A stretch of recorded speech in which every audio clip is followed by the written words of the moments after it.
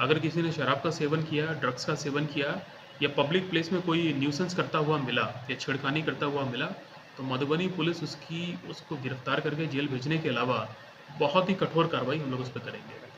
आने वाले नए वर्ष को लेके मधुबनी जिला के सभी वासियों को मैं अपनी तरफ से बहुत-बहुत हार्दिक बधाई, अभिनंदन देता हूँ और ये कामना करते हैं कि 2025 की तरह ये जो नया वर्ष है आपके जीवन में खुशियाँ लेके आए और समृद्धि लेके आए। चूँकि आपको पता होगा कि नया साल जब आता है तो उसकी 1 रात पहले और 1 तारीख को बहुत सा भीड़ होती है मार्केट्स में, इम्पोर्टेंट पार्क में, मंदिरों में और वहाँ पे कोई न कोई अप्रिय घटना होने की जो सिचुएशन है, वो ये खतरा बना रहता है। तो इसको लेकर के मधुबनी पुलिस ने बहुत डिटेल तैयारियाँ की हैं। आज रात से ही हमारे सभी डीएसपी, सभी इंस्पेक्टर्स, सभी थाना प्रभारी और पूरा जो मधुबनी पुलिस का जितना रिसोर्सेस है, सभी लोग फील्ड पे रहेंगे। मैंने आज मीटिंग करके आदेश दिया है सभी डीएसपीज़ को कि वो सारे इम्पोर्टेंट मंदिर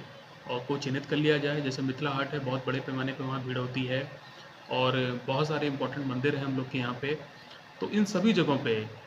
पर्याप्त मात्रा में पुलिस फ़ोर्स और मजिस्ट्रेट की तैनाती की जा रही है। आज रात को मैं खुद निकलूँगा इन सभी चीज़ों का जायज़ा लेने और सभी इम्पोर्टेंट जगहों पे जो सीसीटीवी कैमरे लगे हैं, उसको लेकर के हमारे टाउन थाना में जो कंट्रोल रूम है, वहाँ से हम लोग मॉनिटरिंग कर रहे हैं और सादे लिबास में भी पुलिस की तैनाती इन सभी जगहों पे की गई है। इसके अलावा 6 क्यूआरटी बना के सभी डीएसपीज़ को दे दी गई है और ज़िले में करीब 100 लोगों की एक क्यूआरटी एंटी राइट गियर के साथ में पुलिस लाइन में डिप्यूटेड है। तो कहने का मतलब ये है कि कहीं भी अगर किसी ने शराब का सेवन किया, ड्रग्स का सेवन किया या पब्लिक प्लेस में कोई न्यूसेंस करता हुआ मिला या छेड़खानी करता हुआ मिला, तो मधुबनी पुलिस उसको गिरफ्तार करके जेल भेजने के अलावा बहुत ही कठोर कार्रवाई हम लोग उस पे करेंगे।